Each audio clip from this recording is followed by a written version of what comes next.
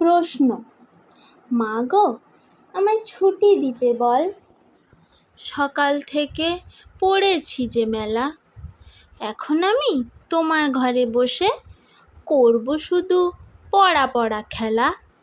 তুমি বলছো দুপুর এখন সবে, না হয় যেন সত্যিই হলো তাই। একদিনও কি দুপুরবেলা হলে বিকেল হলো মনে করতে নাই?